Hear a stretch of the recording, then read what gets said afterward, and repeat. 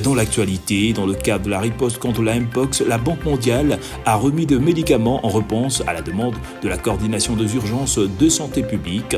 Cette dotation de 105 tonnes a été réceptionnée par le ministre de la Santé publique, le docteur Roger Kamba, permettra de couvrir le besoin de plus de 15 000 patients dans 11 provinces de la République démocratique du Congo.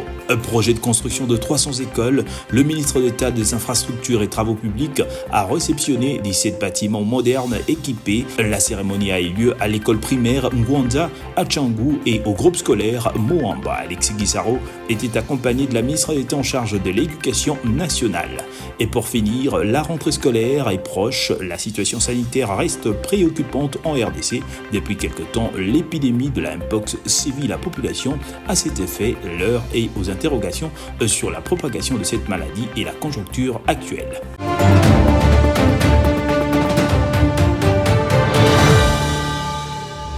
Le chef de l'État congolais Félix-Antoine Tshisekedi a clôturé la deuxième édition du Forum du génie scientifique congolais le jeudi 29 août 2024 au Palais du Peuple de Kinshasa. À savoir que ces forums qui avaient rassemblé plus de 400 scientifiques du pays ainsi que de la diaspora congolaise avaient pour objectif de promouvoir les inventions made in DRC et surtout de mettre en avant les potentiels du scientifique congolais. Le président Félix Tshisekedi a fait la ronde de stands, une occasion pour ces derniers de se rendre compte du savoir-faire de Congolais. Lors de son discours de clôture, les garants de la nation congolaise a exprimé une ferme volonté d'accompagner davantage ce secteur qui est capital pour le développement.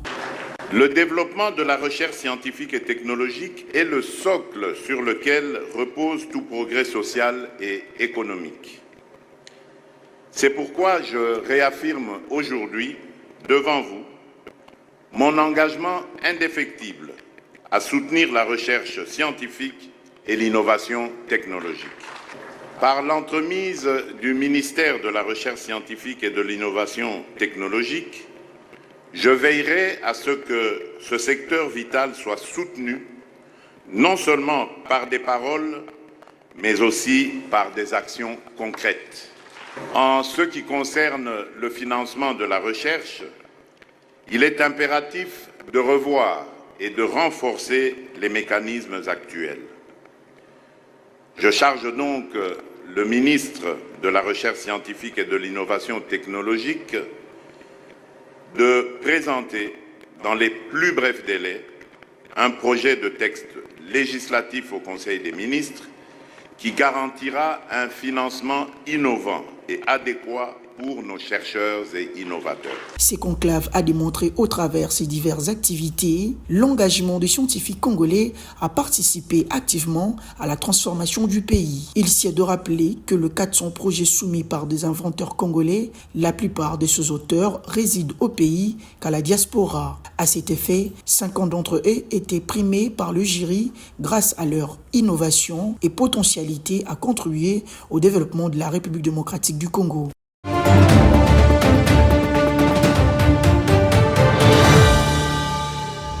Le gouvernement congolais se mobilise pour mettre à la disposition de la population tous les moyens pour combattre et éradiquer cette épidémie virale de la monkeypox. Pour ces, 2 audiences ont été accordées à la Cité de l'Union africaine le jeudi 29 août 2024 par le président de la République à plusieurs hauts représentants et dirigeants des organismes internationaux venus apporter leur aide à la nation congolaise. À tour de rôle, Félix Tshisekedi a reçu les docteurs Jean Kasséa, directeur d'Africa CDC, Chris Elias, président de la fondation Bill et Melinda Gates. Face à cette situation épidémiologique de la Mpox, le docteur Kasséa a affirmé que tout le document nécessaire était signé. Le premier vaccin contre le Mpox arriverait en RDC dès le début de la semaine prochaine pour lancer la campagne de vaccination. À son tour, le directeur général de l'Organisation mondiale de la santé, OMS, le docteur Tedros Adhanom a promis une accélération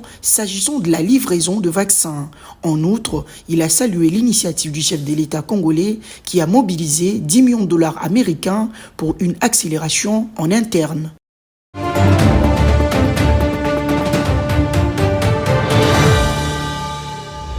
La Banque mondiale, à travers le projet régional pour le renforcement des systèmes de surveillance de maladies REDIS, a doté au gouvernement de la République démocratique du Congo un lot important de médicaments en réponse à la demande de la coordination des urgences de la santé publique. Cette dotation d'un poids total de 105 tonnes permettra de couvrir les besoins de plus de 15 000 patients dans 11 provinces, soit de 80% de cas recensés. Nous avons voulu être très pragmatiques et aller tout droit avec une dotation en médicaments pour la prise en charge des malades. Donc ces médicaments de 105 tonnes vont couvrir à peu près plus de 80% des malades actuellement et seront orientés premièrement dans les 11 provinces les plus touchées.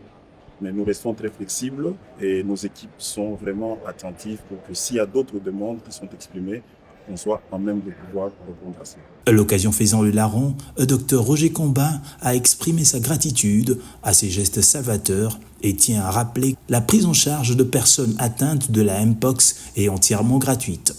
Je remercie beaucoup l'accompagnement de la Banque mondiale, mais je remercie l'accompagnement de tous les partenaires parce qu'il n'y a pas que l'équipe de traitement, il y a aussi le diagnostic qu'il faut faire, il y a aussi la prévention qu'il faut faire. Nous sommes toujours en train d'attendre que les vaccins arrivent pour protéger les cercles les plus vulnérables et en ce moment-là, on pourra espérer maîtriser cette épidémie très rapidement. Comme nous avons décidé que les soins des malades Mpox doivent être gratuits, tout simplement pour que les gens n'aient pas peur de venir aux soins parce qu'ils vont dire « est-ce que je peux payer ?» Je répète encore, les soins sont gratuits et c'est le gouvernement qui prend en charge. Depuis son lancement, REDIS a permis de renforcer la préparation et la réponse aux épidémies dans la région. Faisant partie de ces programmes, la RDC bénéficie ainsi d'un appui crucial pour faire face à la menace que représente la Mpox pour la santé publique.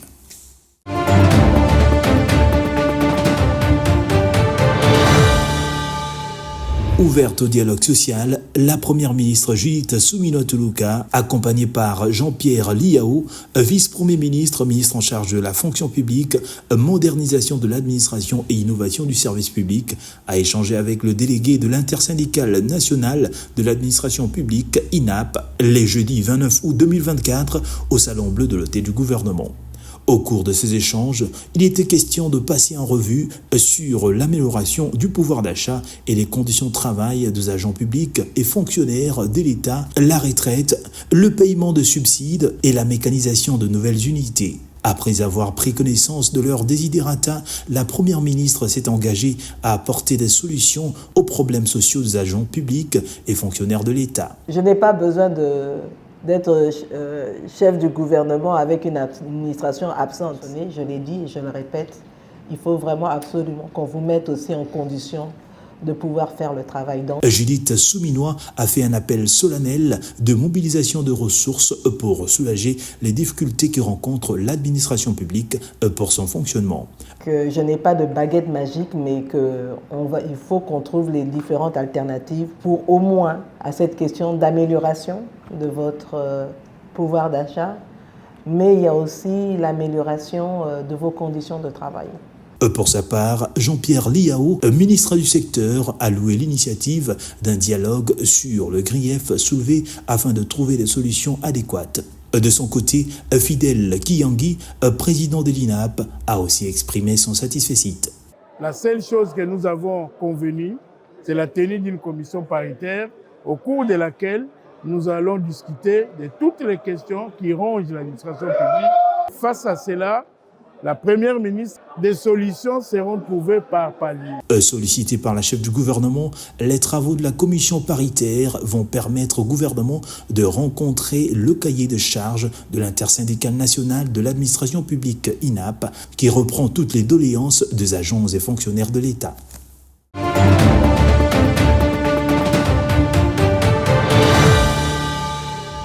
La prime de plus-value supprimée en juin 2023 était au cœur de préoccupations exprimées par les représentants syndicaux. Lors d'une réunion, le ministre de Finances, Doudou Mfwamba, a rassuré le banc syndical des régies financières sur la restauration imminente de cette dernière à un taux significativement amélioré le jeudi 29 août 2024. Le premier souci d'emblée à la volée était l'arrêté que nous souffrions depuis tout ce temps, l'arrêté de la plus-value, et le ministre s'est impliqué déjà parce qu'il en a déjà parlé. La délégation syndicale de 3 régies financières du pays, DGI, DGRAD et DGDA, a soulevé la question de la prime spécifique. Et le deuxième souci était la prime spécifique de toutes les régies.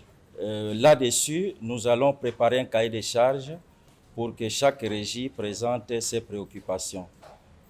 Et aussi, nous avons parlé de paiement à temps de la rétrocession. Là aussi, nous avons retenu qu'il était mieux, effectivement, qu'on ait des ministres comme lui. Par ailleurs, Willy Moutia a exprimé l'engagement du banc syndical à soutenir le ministre des Finances dans ses actions pour la réalisation des engagements du président de la République, Félix Tshisekedi, inscrits dans le programme gouvernemental dirigé par la première ministre Judith Suminwa-Tuluka.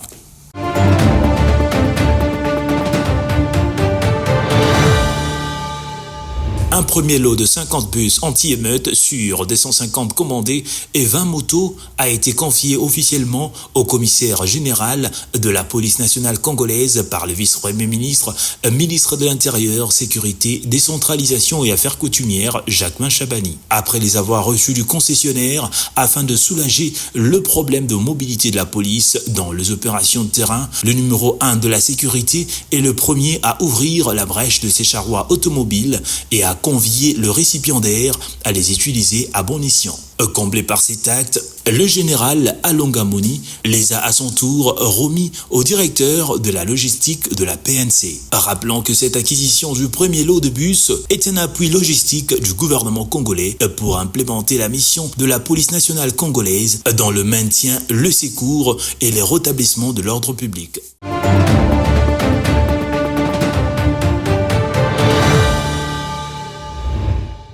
C'est en vue de répondre à la demande accrue de la scolarité grâce à la gratuité de l'enseignement de base, assurer une bonne qualité des ouvrages scolaires et contribuer au désengorgement des classes que 17 bâtiments modernes et équipés répartis dans les 4 districts de Kinshasa ont été réceptionnés par le ministre d'État, ministre des Infrastructures et Travaux publics, et remis à la ministre de l'Éducation nationale.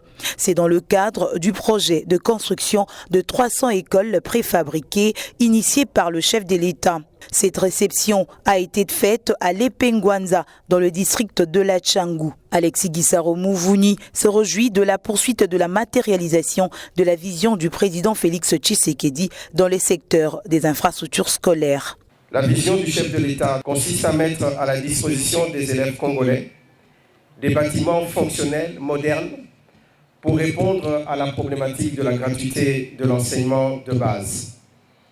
C'est donc la matérialisation de la vision du chef de l'État que nous poursuivons au travers de la signature qui est intervenue le 31 mars 2020 du contrat entre la société de droit britannique SA Zedcor pour la construction de 300 écoles préfabriquées sur toute l'étendue de la République. C'est la ministre d'État de l'Éducation nationale qui a remis officiellement les clés de ces nouvelles installations. S'en est suivi la visite de ces bâtiments construits par la société Zedcor selon les normes internationales. Des salles de classe, une bibliothèque, une salle d'enseignants, un bureau de directeur et les sanitaires. Voilà la composition de ce monobloc. Sur un total de 300 écoles, l'entreprise Zedcor a déjà livré 34 écoles pour la première phase. Plusieurs autres sont en cours de construction à travers le pays. Même tableau au district de Moamba. Le groupe scolaire Moamba est revêtu de sa plus belle robe, motif de satisfaction pour les bénéficiaires.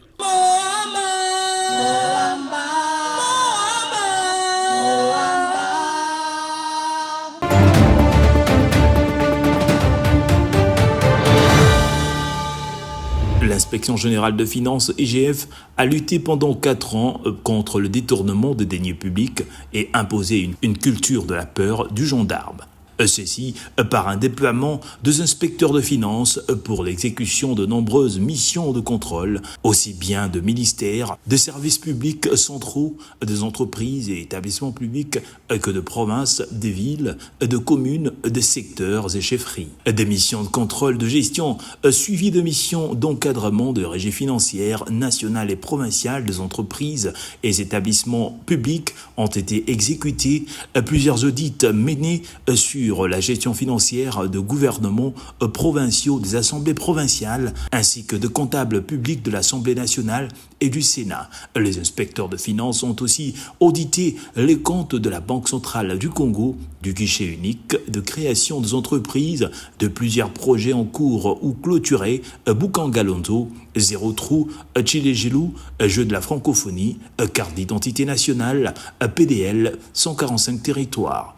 La gestion du secteur forestier a été auditée et les ventes de forêts par des ministres ont été dénoncées. Les banques commerciales ont ouvert leurs livres comptables aux inspecteurs des finances pour leur permettre de contrôler et de retracer le rapatriement de recettes d'exportation. Des commissions de travail ont été mises en place pour vérifier la régularité des exonérations fiscales et douanières, évaluer l'efficacité et l'efficience de contrats divers dans les secteurs miniers, forestiers et pétroliers. Il a été initié l'appui à la lutte contre le blanchiment de capitaux dans les opérations d'acquisition immobilière. Des missions de contrôle permanentes siègent pour suivre les flux débiteurs et créditeurs du compte général du Trésor pour faire respecter le texte régissant le secteur foncier afin d'assurer le contrôle de la paye des agents publics et nettoyer le fichier général de la paye de plusieurs irrégularités. La convention de collaboration d'avril 2008 entre la RDC et le groupement d'entreprises chinoises, contrat chinois, a été dénoncée et révisitée. Bref, l'inspection générale des finances a déployé durant ces 4 dernières années pour restaurer les bonnes pratiques de gestion de finances publiques. De nobles résultats ont couronné ces stratégies et les actions entreprises.